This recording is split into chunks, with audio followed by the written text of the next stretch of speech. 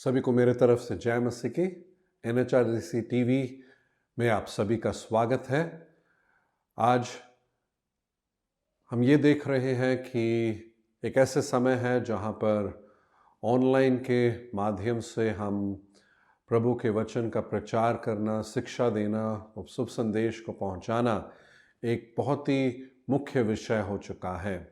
और इसी के कारण NHRC टीवी का आरंभ भी हुआ है और हम यही दुआ करते हैं कि इसी NHRC टीवी के माध्यम से आप प्रभु के और भी करीब जा सके, प्रभु के लिए एक और भी प्रभावशाली जीवन जी सके। तो आज मैं थोड़ा समय लेते हुए आपसे एक बहुत ही मुख्य विषय के बारे में बांटना चाहता हूँ, जो सभी लोगों को सामान्य रूप से दिया गया है। एक ऐसा विषय जो हम रोक नहीं सकते, एक ऐसा विषय जिसके लिए हम चाहे जितना भी पैसा देना चाहें उसको अपने खरीद नहीं सकते हैं। एक ऐसा विषय जिसको हमें या जिसके प्रति हमारे अंदर एक बहुत ही बड़ा एहसास होने की ज़रूरत है। और शायद ये भी कहना गलत नहीं होगा, एक ऐसा विषय जिसका हम उपयोग इतने अच्छे से करते नहीं, एक ऐसा विषय जिसका अगर हम इस्तेमाल सही तरीके से करें तो हमारा जीवन बदल सकता है। ये कौन सा विषय है जो मैं आपसे बांटने वाला हूं? उसका नाम है समय।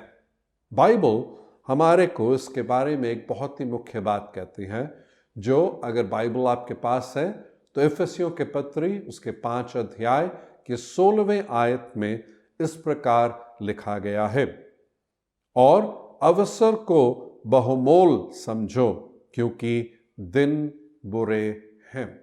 एक और अनुवाद इस प्रकार कहा गया है कि समय का पूरा लाभ उठाओ। अंग्रेजी में इसके बारे में कहा गया है रिडीम योर टाइम, कि हम अपने समय का सही इस्तेमाल करें क्योंकि दिन बुरे हैं।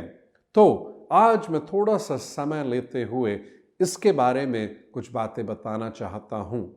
आप देखें तो हर एक व्यक्ति के लिए ये समय एक सामान्य रूप से दिया गया है। 24 घंटे सभी को दिया गया है। हमारे देश के सबसे अमीर व्यक्ति अंबानी को भी देखें, वही 24 घंटे हैं। गरीब व्यक्ति जो भिखारी है, जो सड़कों में खड़े भीख मांगता है, उसको भी वो 24 घंटे दिए गए हैं। एक व्यापारी से यदि आप पूछें कि आपके लिए सबसे कीमती बात कौन सी है, पैसा या समय, तो आप ये पाएंगे कि वो कहेगा मेरे लिए सबसे कीमती चीज समय है। कारण वो पैसा तो है ऐसी चीज जो यदि खो भी दे तो उसको वापस हम ला सकते हैं, पर समय एक ऐसी बात है, एक ऐसी चीज है जो एक बीत गया तो हम उस बीती हुई बातों को वापस कभी ला नहीं सकते हैं। पर समय के लिए हम समय का इस्तेमाल कैसे करते हैं वो बात, और आने वाले समय को भी हम कैसे इस्तेमाल करेंगे वो चीज पर ध्यान देना हमारे लिए बहुत ही जरूरी है। जॉन मैक्सवेल ने इस प्रकार कहा कि टाइम मैनेजमेंट करके ऐसी कोई चीज नहीं है, बल्कि उन्होंने कहा कि लाइफ मैनेजमेंट है। कहने का क्या मतलब है, समय का प्रबंध करना ऐसी कोई बात नहीं, क्योंकि समय तो बीतता ही जाएगा, पर यदि हम अपने जीवन का प्रबंध अच्छे से करेंगे तो फिर हम समय का भी लाभ पूरी तरीके से उठा सकते हैं। यदि मैं जीवन का प्रबंध अच्छे से ना करूं तो समय को भी बर्बाद करने वाले हम होंगे। तो आज मैं आपके सामने ऐसी 10 कुंजियां रखना चाहूंगा जिसके द्वारा हम समय का पूरा लाभ उठा सकते हैं। ये 10 बातें हैं जो मैं विस्तार से आपको बता नहीं सकता हूं क्योंकि समय इतना नहीं है, पर वो पॉइंट्स आपके सामने ज़रूर रखना चाहूँगा जिसको लेकर आप थोड़ी गहराई से सोचें ज़रूर और हम सभी समय का पूरा लाभ उठाने वाले बन जाएं। सबसे पहला ये है कि हम योजना बनाएं। अगर हम देखें तो हम ऐसे लोग हैं, या हम में से कई शायद ऐसे लोग हैं जो एक तरीके से जैसा दिन आता है देखे जाएगी, एक ऐसे मनोवृत्ति के साथ चलते हैं कि हम देखेंगे जो होता है हम उसी के हिसाब से करेंगे कर पर बहुत ही हम में से कम लोग हैं जो प्लानिंग करके चलते हैं। और डॉक्टर माइल्स मुनरो, एक बहुत ही मशहूर प्रचारक जो अभी है नहीं, उन्होंने इस प्रकार से कहा कि हम समय को प्लान करने के द्वारा कंट्रोल कर सकते हैं। कहने का मतलब है कि अगर मैं प्लान करूं तो समय को अच्छे से कंट्रोल भी कर पाऊंगा। तो हमें ऐसे लोग बनना चाहिए कि हम प्लान करें, दिन का प्लान करें कि आज के दिन मैं क्या क्या पूरा करने वाला हूं, उसका लिस्ट बनाए, उसके हिसाब से हम उसको पूरा करने वाले रहे। पर यदि मैं वैसे नहीं करूं तो कई चीज़ें हैं जो अधूरा रह जाएगा और मैं अपने समय को बर्बाद करने वाला बन जाऊंगा। दूसरी बात कहते हैं, दूसरी कुंजी यह है कि अपने प्राथमिकता को स्थापित करें। जो योजना हमने बनाया है कि आज के दिन मैं ये करूंगा, ये करूंगा, ये करूंगा, ये करूंगा, उसमें मैं देखूं कि सबसे महत्वपूर्ण बात, सबसे जरूरी चीज क्या है और सबसे पहले उसको मैं पूरा करने वाला रहूं, फिर बाकी चीजों को एक एक करके मैं करने वाला रहूं।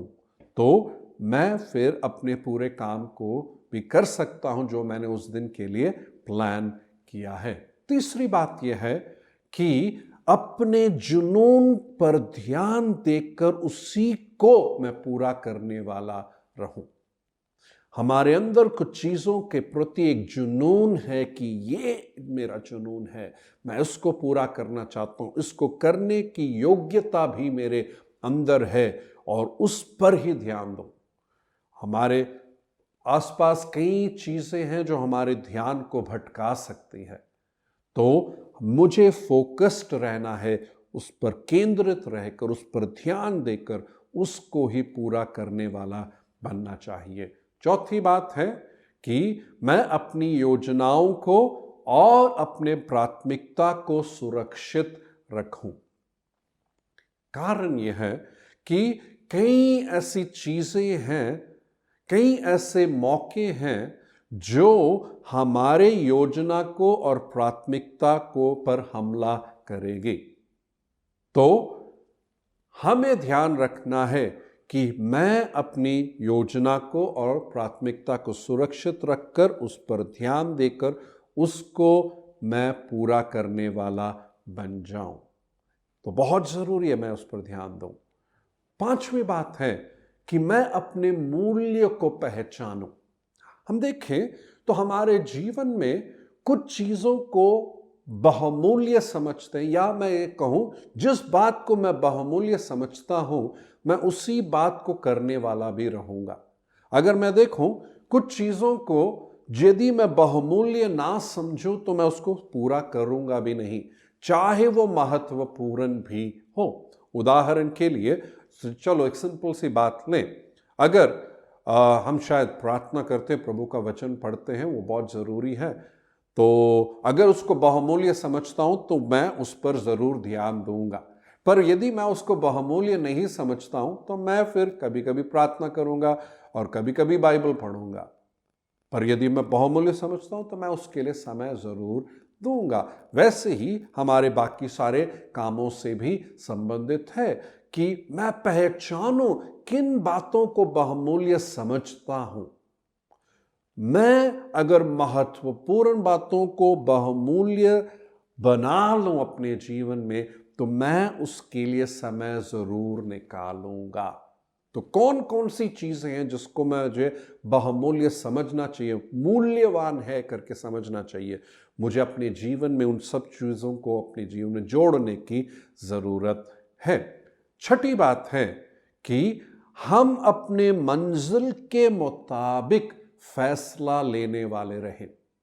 हम अपने मंजिल के मुताबिक, मंजिल वो चीज है जो आखिर में मैं या तो बनूंगा या मैं उसको प्राप्त करूंगा। तो मेरे सारे फैसले जो हैं उसी के हिसाब से होना चाहिए।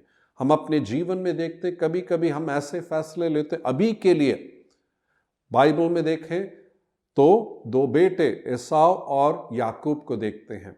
हम देखते हैं एसाव का था फैसला, उसके सामने यह था अपना पहलौटा दे दे या ये भोजन खा ले।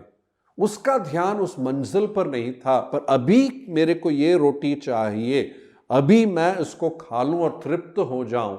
और वैसा ही उसने एक फैसला लिया जो एक बहुत ही गलत फैसला था। हमें अब मंजिल को तय करते हुए फैसला लेना चाहिए। एसाव वैसा व्यक्ति नहीं था और उसने बाद में उसके लिए पछताया भी। हमें वो ध्यान रखने की जरूरत है। सातवीं बात है, मेरे संपर्क में जो भी हैं उसका एक लिस्ट बनाएं। मेरे संपर्क में जो भी हैं उनका एक लिस्ट बनाएं। हमारे जीवन में हमारे जान पहचान, हमारे दोस्त, ये सब हैं और उनमें से कुछ लोग हैं जिसके साथ समय बिताने के द्वारा वो एक अच्छा समय रहता है, और कुछ ऐसे हैं जो हमारे समय को बर्बाद करने वाले भी हैं। यदि मैं एक लिस्ट बना लूं कौन है, कौन मेरे समय का बर्बाद कर रहा है, तो मैं वहां ध्यान देते हुए ये रखूं मुझे उतना समय उनके साथ बिताना नहीं। मैं ये तो नहीं कहूँगा कि उनके साथ कंप्लीटली पूरी तरीके से रिश्ता तोड़ दे, नहीं, पर हम अपना ध्यान दें। कभी कुछ लोग हैं जिनसे फालतू बातें करते हैं, लंबी बात होती है या बेफजूल बातें होती है, तो मुझे उसको घटाना है, क्योंकि मुझे समय का पूरा लाभ उठाना है, ना कि समय को बर्बाद करने की ज़रूरत है। हम देखें 8वां पॉइंट है, मैं किन किन बातों में अपने समय को इस्तेमाल कर रहा हूं। मैं देखूं हर रोज मेरा लिस्ट है, मैं एक लिस्ट बना लूं, आज मैंने प्रार्थना के लिए इतना समय बिताया, बाइबल के लिए इतना समय बिताया, मैंने जो है कि टीवी के सामने शायद इतना समय बिताया, मोबाइल में इतना समय बिताया, व्हाट्सएप में इतना समय बिताया, फेसबुक में इतना समय बिताया, या मैंने अपने काम पर इतना समय बिताया, अपने पढ़ाई के लिए इतना समय बिताया। एक लिस्ट लगाएं, हर हम देखें कि मैं किस तरीके से अपने समय का इस्तेमाल कर रहा हूं, और उसमें से देखूं कौन सी ऐसी चीज़ें हैं जहां मैं समय का अच्छा इस्तेमाल कर रहा हूं, कौन कौन सी ऐसी बातें जिसको करते हुए मैं अपने समय को बर्बाद कर रहा हूं, तो उसका एक लिस्ट मैं बना लूं। 9वीं बात है, हर एक को खुश करने की कोशिश ना करो। सच्चाई यह है, हर एक को खुश नहीं कर सकते हैं, और बाइबल ये कहती है इंसान को खुश करने की कोशिश करोगे तो वो तुम्हारे लिए एक सामने जाल है जिसमें जाकर तुम फंस जाओगे। तो हर एक को खुश करने की कृपया करके हम कोशिश ना करें। अगर हम हर एक को खुश करना चाहेंगे, हर एक आएंगे, उनको हम ना भी नहीं कर पाएंगे, और कभी कभी ना कहने की ज़रूरत है। मेरे व्यक्तिगत जीवन में ना कहना मेरे लिए एक बहुत कठिन बात होती है, पर कुछ सुधार तो मैं लेकर आया हूं, पर आज भी वो मेरे लिए एक संघर्ष की बात है, पर हमें उस पर ध्यान देने की ज़रूरत है। आखिर में एक बात है कि हम अपने जो अतीत को भूल जाएं और जिसके लिए रचे गए हैं उस पर ध्यान देते हुए आगे बढ़ें।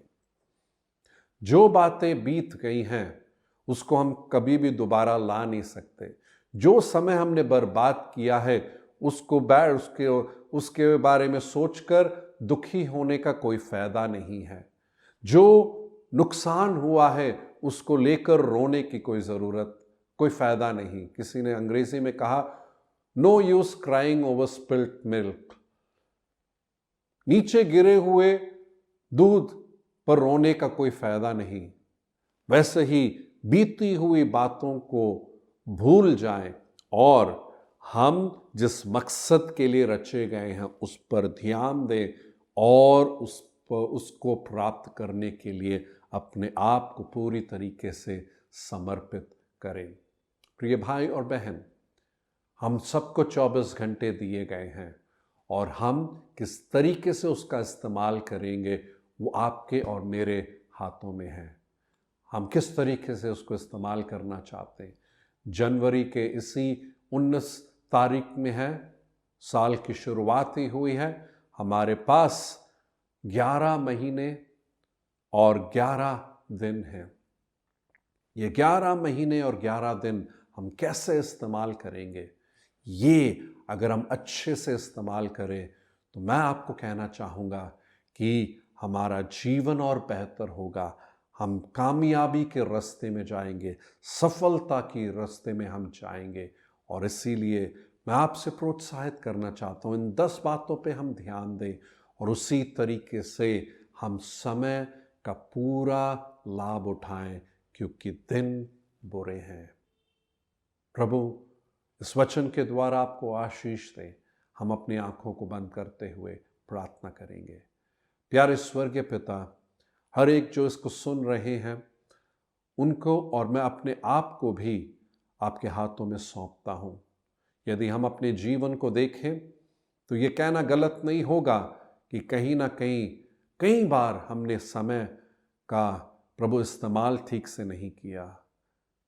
हमें माफ़ कर परमेश्वर। पर ये जो 11 महीने 11 दिन हैं इस साल, हम इसका पूरा लाभ उठाने वाले रहें प्रभु।